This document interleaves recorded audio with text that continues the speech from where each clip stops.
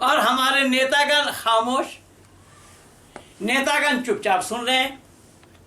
अब अकेला मोदी क्या, अकेला चना भाड़ फोड़ने वाली बात हो रही है, वो बेचारा करे तो क्या करे, कहाँ कहाँ करे, सब जगह मलम पट्टी करने की आवश्यकता है।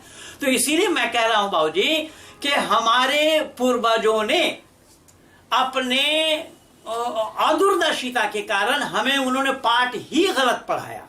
जैसा एक उदाहरण मैं और दे रहा हूं, देखिए सामाजिक हो, राजनीतिक हो, धार्मिक हो, तीनों क्षेत्र में ये सारा पाठ हुआ है। मोहनदास करमचंद गांधी कह रहे हैं कि मैं गाय का दूध नहीं पीऊंगा। क्यों भाई? कि गाय दूध देती है अपने बछड़े के लिए, तो उन्होंने दूध किसका पिया? बकरी का। बकरी किसके लिए दूध देती है? अब गाय एक बच्चा देती है, बकरी देती है 2, 3, 4। एक का हाथ तो नहीं मारा, 4 का मार दिया। अब फिर भी महात्मा बने फिरे। तो तमाशा हुआ है ना हमारे साथ, और हमने इस सही और गलत का निर्णय लेना ही नहीं चाहा। हम आज तक यही चिल्ला रहे हैं। 1857 में सबसे पहले शहीद होने वाले मंगल पांडे, और 1857 से लेकर के 1947 तक लड़ाई लड़ी गई, और न मालूम कितने भारत माँ के लालों ने अपने को निछावर किया। इन सब बातों को देखकर सुन करके ये सब होने के बावजूद भी आज हमें सुनाया जा रहा है कि साबरमती के संत ने तूने कर दिया कमाल, आजादी हमें देगा बिना खड़क बिना ढाल। अब बताइए सच क्या है, फिर कहाँ है? कौन इसको उजागर करना चाह रहा है? ये सब मिल करके सत्य को ही तिलांजलि दिया है, और सत्य को ये पकड़ लेते होते तो मैं दावा के साथ कह रहा हूं आज भारत का नक्शा कुछ और ही होता। यही तो योगेश्वर कृष्ण ने यही तो उपदेश दिया था अर्जुन को कि अर्जुन तुम क्षत्रिय हो और तुम लड़ना नहीं चाहते हो, तुम काहे के क्षत्रिय हो? तो अर्जुन ने बोला कि मैं किससे लड़ूंगा, कोई भाई है, भतीजा है, चाचा है, ताऊ है। योगेश्वर कृष्ण असंतुष्ट हो गए कि युद्धम तो क्षत्रिय सुधर्मा तत्तम कथम त्याजसी, युद्ध करना क्षत्रियों का धर्म है, इसे त्यागते तुम कहाँ चले जाते हो? अर्जुन ने कहा एतान बंधुवान बिना भी जाए राज्य नाचा किन सुखम भविष्यति, इन बांधवों को छोड़कर, राज को छोड़कर अगर मैं युद्ध करूंगा क्या मैं सुख प्राप्त कर सकता हूँ? योगेश्वर कृष्ण ने कहा तुम ना अवगच्छसि इमे पाप इमे दंडनीय बद्ध एव, कि तुम नहीं जानते, तू पापी है, ये पापी है, दुष्ट है, बद करने योग्य है। फिर अर्जुन कह रहे इमे मृत्युं तु गमिष्यन्ति महत् पापम भविष्यति, ये इनके मर जाने से जो पाप होगा शायद ऐसा पाप और कहीं ना हो।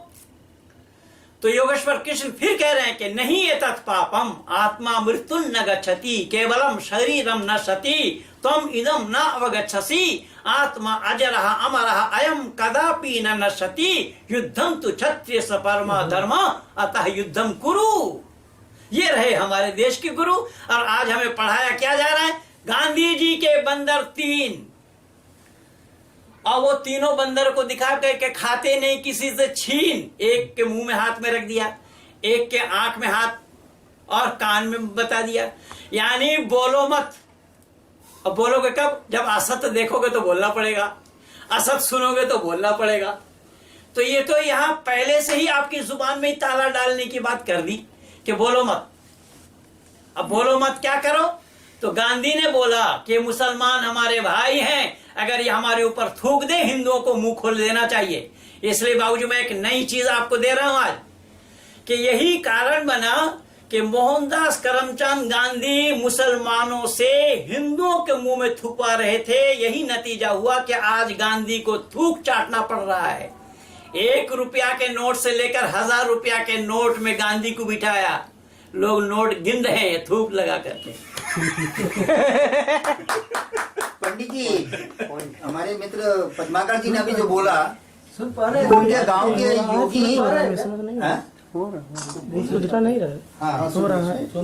योगी मंडल जिनमें ब्राह्मणों के सारे गुण हैं, लेकिन मेरा प्रश्न है कि योगी मंडल को पूजा पाठ करने के लिए गांव में कोई भी नहीं बुलाता, इसका क्या वजह है? उनकी मान्यता, ब्राह्मणों की जो मान्यता है वो कब मिलेगी समाज में?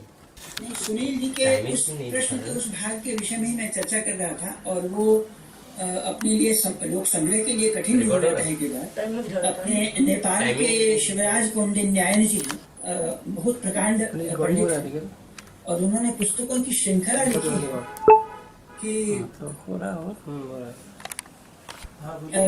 वेदों से और शास्त्रों से सब प्रमाण दे देकर कि जन्मना जो ब्राह्मण क्षत्रिय शूद्र वैश्य इत्यादि है, जन्म से कोई ब्राह्मण होता ही नहीं है। तो शास्त्र का कहना जन्मना जायते शूद्रा संस्कारात् द्विजुच्यते, जन्म से हर कोई शूद्र होता है। शूद्र माने सफाई कर्मचारी नहीं, शूद्र के माने होता है कोरा अनजान, उसको जानकारी कराई जाती है। जानकारी करने, अब देखिए ना, ये मर्यादा पुरुषोत्तम राम क्षत्रिय कुल में जन्म लिए ब्राह्मण उनको पूज रहे हैं कि नहीं पूज रहे हैं? तो पूजनीय कौन है? कार्य के द्वारा ही पूजा जाता है। इसलिए बाबा तुलसी ने यही बोला, कर्म प्रधान विश्व रचि रखा। ये शब्द वहां आया इसलिए कि योगेश्वर कृष्ण के मर्यादा पुरुषोत्तम राम के किए हुए कार्य ही ऐसे थे जिसके कारण ही उनकी पूजा हो रही है। रावण ब्राह्मण था लेकिन रावण की पूजा कोई नहीं करता। तो जोगी मंडल को क्यों नहीं कोई बुलाता है पूजा करने के लिए? अब ये तो हमें मालूम नहीं कहाँ का जोगी है, कौन मंडल है। सामाजिक बुराई है, समाज नहीं मान रहा तो सामाजिक बुराई है इसमें। ये कोई बात हुई क्या? सामाजिक बुराई है। उसको बुलाता है जो दारू पीने वाला है और दुष्कर्म करने वाला है, रावण को बुलाता है। रावण को भी पूजा करने के लिए घर जो बुलाता है उसका गलती है ना, जो नहीं बुलाता।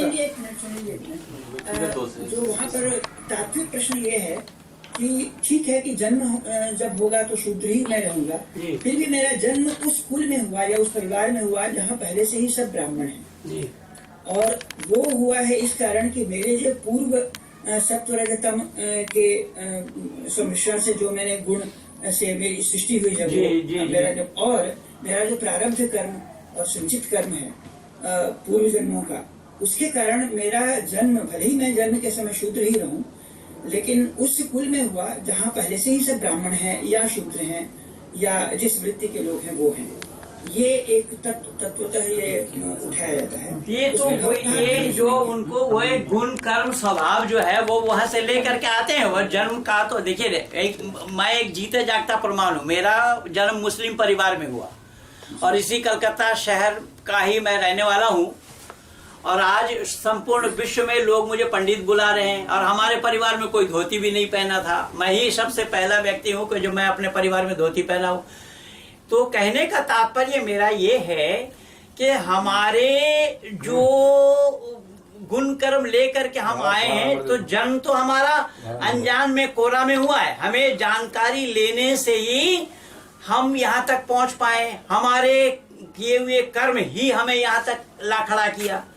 अगर हम उस सच्चाई को नहीं जानते होते, परिवार में और भी तो लोग हैं, हाँ, वहाँ हिंदी का हा नहीं जानते लोग, और मैं संस्कृत पढ़ रहा हूँ। मेरी बेटी 2 वेद कंठस्थ कर चुकी है, मैं स्वयं गुरुकुल का स्नातक हूँ।